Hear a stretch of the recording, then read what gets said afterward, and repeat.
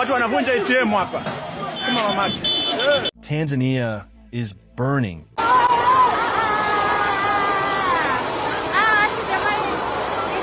Not from natural disaster, but from political fire. What began as a routine national election on October 29th, 2025, has exploded into chaos, shaking the very foundation of East Africa. The streets that once echoed with calm now roar with chants of defiance. Across Dar es Salaam, Arusha, Mwanza, and Dodoma, citizens are rising, furious, and fearless.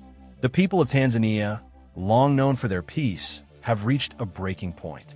And what the world is witnessing now may mark the most dramatic political shift in East Africa in decades.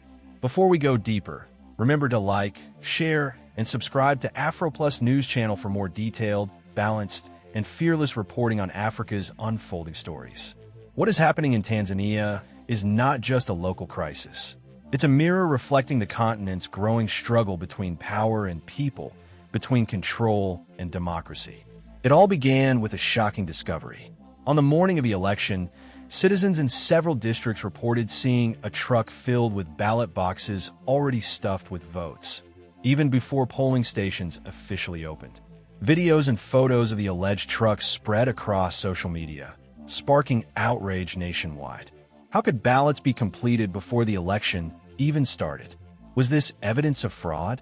Within hours, crowds gathered outside polling centers, chanting for justice. Many said this was the final proof that the election was fixed from the beginning. Though the authenticity of the videos could not be verified independently, the damage was already done. The story struck a deep nerve. For years, Tanzanians had whispered about manipulation behind closed doors, but this time, the whispers became a roar. By midday, the protests had reached the capital. Angry citizens filled the streets, accusing the ruling party, Chama Cha Mapinduzi, of trying to hold on to power at all costs. For context, the Chama Cha Mapinduzi, or CCM, has ruled Tanzania since independence in 1961. It is one of Africa's oldest political parties, a movement once built on the ideals of unity and socialism under the late Julius Nyerere. But over time, many argue, it became less a party of the people and more a system of control. And on this election day, that system finally cracked. By late afternoon, tear gas filled the air in several districts. Security forces clashed with demonstrators. Local journalists reported gunfire in some areas. Police said they were responding to violence. Citizens said they were defending their rights. And amid the chaos, reports surfaced that the main opposition leaders had all been silenced long before the vote began. Among them was Tundu Lissu, a well-known opposition figure who survived an assassination attempt years ago. Lissu had been arrested weeks before the election under accusations of inciting public unrest.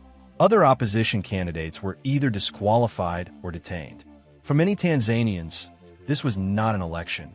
It was a coronation.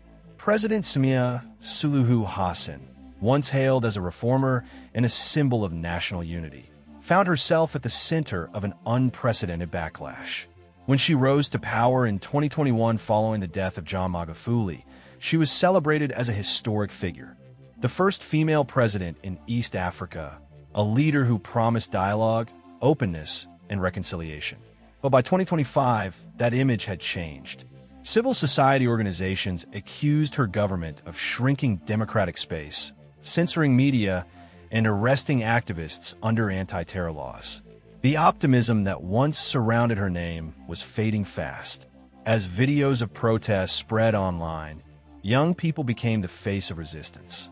Tanzania's youth, who make up the majority of the population, poured into the streets with national flags raised upside down, a sign of distress. They chanted, "Haki yetu, haki yetu," meaning our right, our right.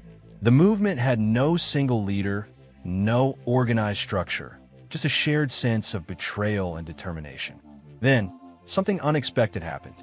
In several regions, particularly around Pwani and Mwanza, groups of protesters marched toward military barracks. But instead of attacking, they pleaded. They begged the soldiers to intervene, to protect the people from what they called a fraudulent regime. This was unprecedented. For decades, Tanzania's army had remained neutral, loyal to the constitution. Seeing citizens calling on them to take over power marked a turning point, a sign of how desperate and disillusioned the population had become. It is unclear how the army responded.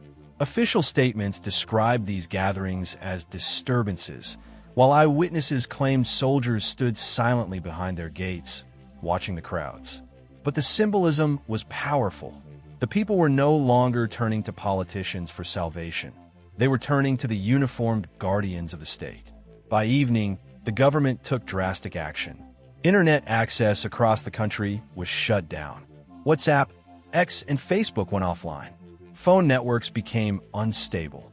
For millions of Tanzanians, communication with the outside world vanished in seconds. It was as if the nation had been cut off from itself. Journalists struggled to verify events, families couldn't reach each other, and rumors spread like wildfire in the information vacuum. Despite the blackout, scattered reports continued to emerge. Opposition supporters claimed that soldiers were firing live ammunition into crowds. Government spokespeople denied this, saying security forces were maintaining peace. Without the internet, there was no way to confirm what was really happening, and the world could only watch as Tanzania slipped into silence. As night fell on October 29th, armored vehicles rolled through Dar es Salaam. The government announced a curfew, urging citizens to stay indoors. Yet many refused. Protesters blocked key roads leading to Julius Nyerere International Airport, chanting that no political leader would be allowed to flee the country. Flights were reportedly delayed or canceled. Unverified footage appeared to show soldiers surrounding parts of the airport, while nearby residents reported hearing gunfire. In border towns like Namanga, Surari, and Tundu, the unrest spread. Truck drivers and traders were stranded as roads closed and clashes erupted. These border towns, normally bustling with commerce, turned into tense zones of resistance. Kenyan media reported that youth from their side of the border had joined the protests in solidarity, chanting that the struggle in Tanzania was the struggle of all Africans. While the streets burned, state television continued to broadcast patriotic songs and footage of calm neighborhoods, insisting that everything was under control. Government officials accused foreign influencers of spreading lies. At the same time, the National Electoral Commission faced mounting pressure. President Samia reportedly pushed for the immediate release of official results declaring her victory.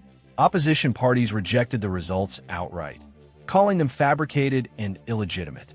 That night, Dar es Salaam was caught between silence and fear. Residents described the eerie sound of helicopters circling above as soldiers patrolled the streets. But beneath that tension, something else was rising, a quiet, stubborn resistance.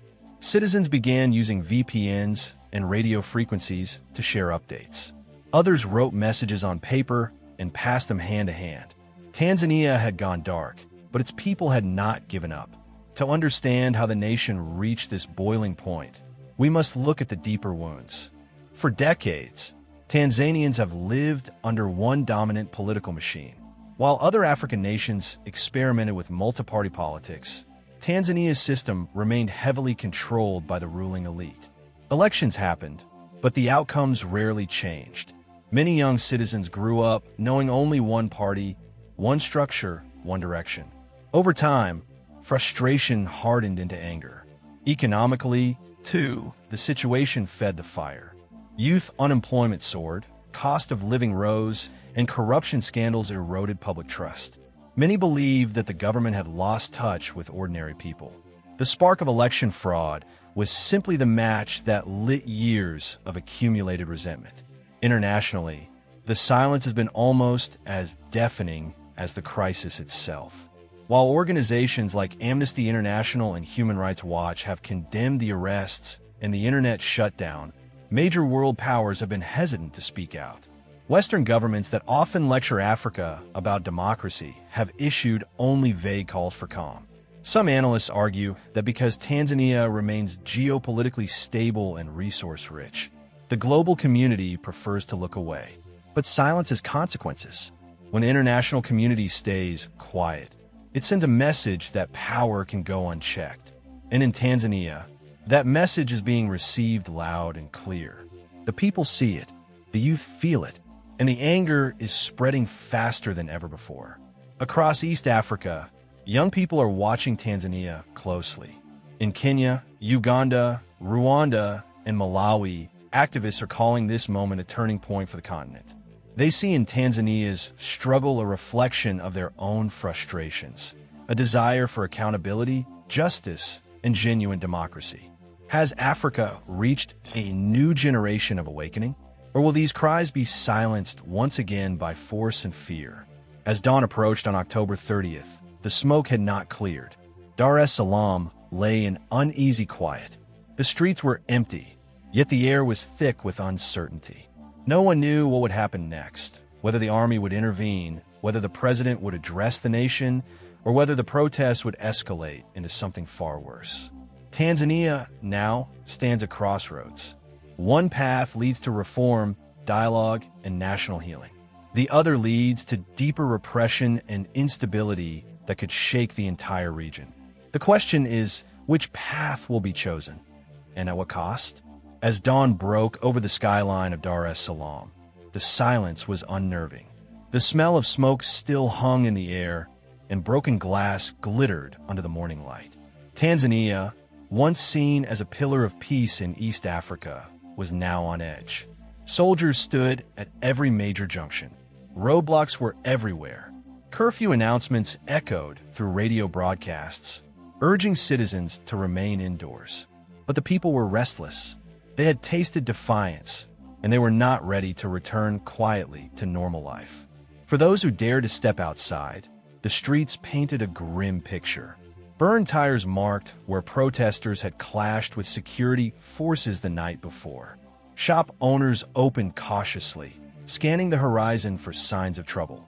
In the city center, groups of young men and women stood defiantly with flags wrapped around their shoulders, whispering about what would happen next.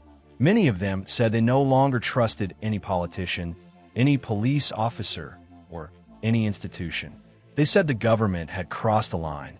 Inside government offices, tension was equally high. President Samia Suluhu Hassan held meetings with senior security officials, insisting that the situation was under control.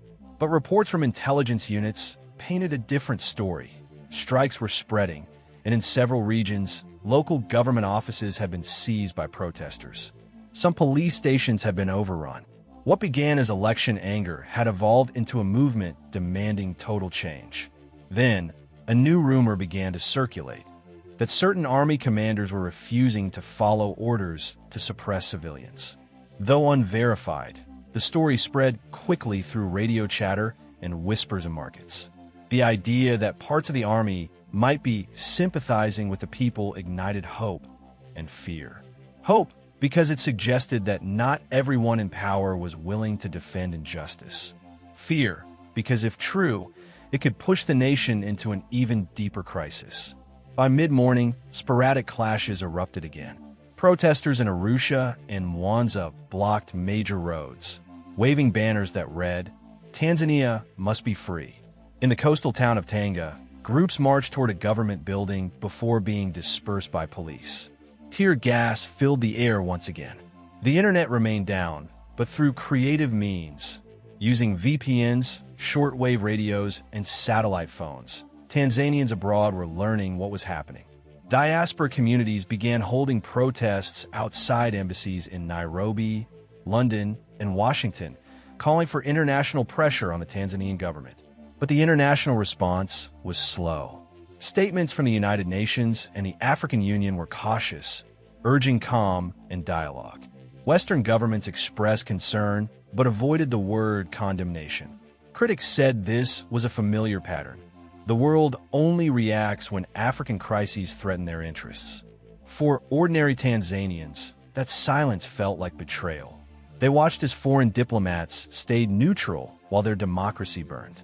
Meanwhile, inside the country, the National Electoral Commission released preliminary results declaring President Samia the winner with over 95% of the vote.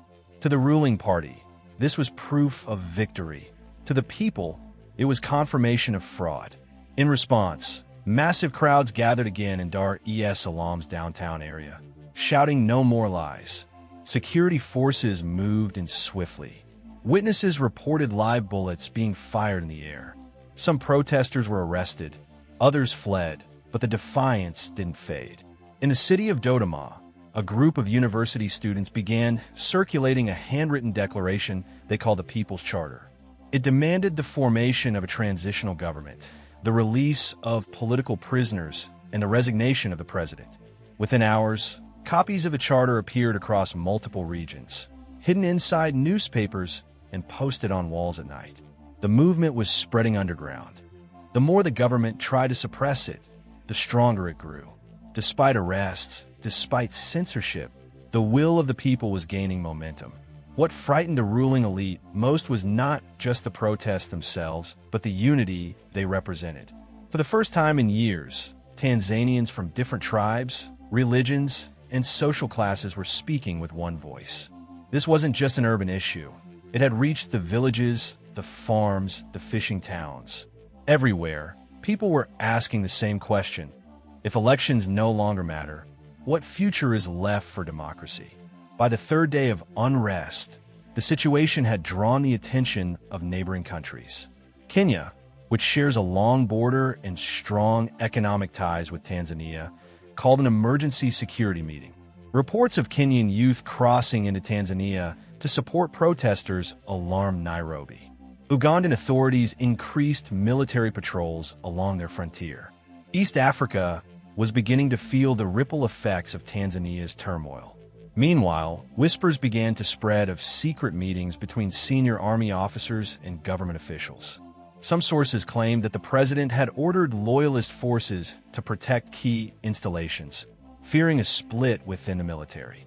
For ordinary Tanzanians, those whispers turned into speculation. Could the army step in? Would Tanzania become the next African country to experience a coup? Across Africa, recent history loomed large. From Mali to Niger, Burkina Faso to Gabon, the continent had seen a wave of military takeovers justified in the name of restoring democracy. Now, many wondered if Tanzania was on the same path. Yet, others feared that inviting military intervention could open a door that might never close. "We want justice, not another dictatorship," one protester told a local journalist before being taken away by police. In the midst of this turmoil, President Samia appeared on national television. Her face was calm, but stern. She called the protesters misled citizens manipulated by what she described as foreign interests seeking to destabilize Tanzania. She thanked the security forces for their patriotism and vowed that peace and order would be restored. But her words did little to calm the nation. For many, her speech confirmed what they already believed, that the leadership was out of touch with the people's reality. That night, violence intensified. In Dar es Salaam, gunfire echoed through several neighborhoods. Residents described seeing armored vehicles parked outside the Electoral Commission headquarters. The sky glowed red from fires burning in the distance. The blackout made it impossible to know what was happening in real time, but short radio broadcasts and smuggled footage painted a picture of a nation on the edge. Yet, amid the fear, stories of courage also emerged. Doctors volunteered at makeshift clinics treating the injured. Journalists risked arrest to document what they could. Religious leaders called for peace, opening church halls and mosques as shelters for those fleeing violence. Across communities, people were helping each other survive, united by the shared belief that Tanzania deserved better. By the end of the week, the unrest had transformed from a spontaneous protest into a nationwide movement. It was no longer just about the election. It was about dignity, fairness, and the right to be heard. The people were demanding more than leadership change. They were demanding accountability, transparency, and the restoration of trust. Observers began calling this moment Tanzania's Great Awakening. Analysts said that whether or not the government survived the wave of anger, the country would never be the same again. The youth had discovered their power, and even if the movement was crushed, that awakening could not be undone. International pressure slowly began to mount. The African Union proposed sending a delegation to mediate. The United Nations expressed concern over reports of civilian casualties. Human rights organizations released statements urging the Tanzanian government to lift the internet blackout and open dialogue. Still, the response remained diplomatic and cautious. Tanzania's crisis, though dramatic, had yet to capture the full attention of the world. Inside the country, however, reality was raw and immediate. Families mourned loved ones lost in clashes. Journalists disappeared. Political prisoners filled cells. But there was also resilience, a quiet, powerful determination among ordinary citizens to continue pushing for justice. Even under blackout, people found ways to organize. Radio stations hidden in rural areas began broadcasting coded messages. Protesters used hand signs to communicate when words became dangerous. Tanzania was in crisis, but it was also in transformation. And as days turned into weeks, the question that once seemed simple became heavier. What does freedom cost? For the people of Tanzania, the price had already been paid in fear, blood, and silence. But they were still standing. They were still fighting for a nation that truly belonged to its citizens. This crisis has become more than an election dispute. It is a mirror reflecting a continental struggle. From Sudan to Cameroon, from Congo to Uganda, Africans are demanding governments that serve rather than rule. The cries coming from Tanzania's streets echo across the continent. A demand for justice, accountability, and an end to the politics of oppression. Tanzania now stands at a historic crossroads. The first path leads toward reform, where leaders listen, dialogue begins, and democracy is rebuilt on honesty and inclusion. The second path leads toward repression, where power clings to itself through force, and the nation sinks deeper into fear and instability. The next steps will decide not only the fate of Tanzania, but the direction of East Africa itself. As we close this report, one thing is clear. The spirit of Tanzania's people cannot be silenced. Their courage, their determination, and their unity have already changed history. The question now is whether their leaders will listen before it's too late. Thank you for watching AfroPlus News Channel. If you found this report valuable, please like, share, and subscribe for more balanced coverage of Africa's most critical stories. Leave your thoughts in the comments below. Should the military intervene, or should the people continue pushing for peaceful reform? Your voice matters. Together, we shape the future of African democracy. Disclaimer: this analysis is based on verified information from ongoing developments and credible reports. AfroPlus News Channel does not support violence, coups, or unrest of any kind. Our purpose is to inform, analyze, and amplify Africa's truth with integrity and respect.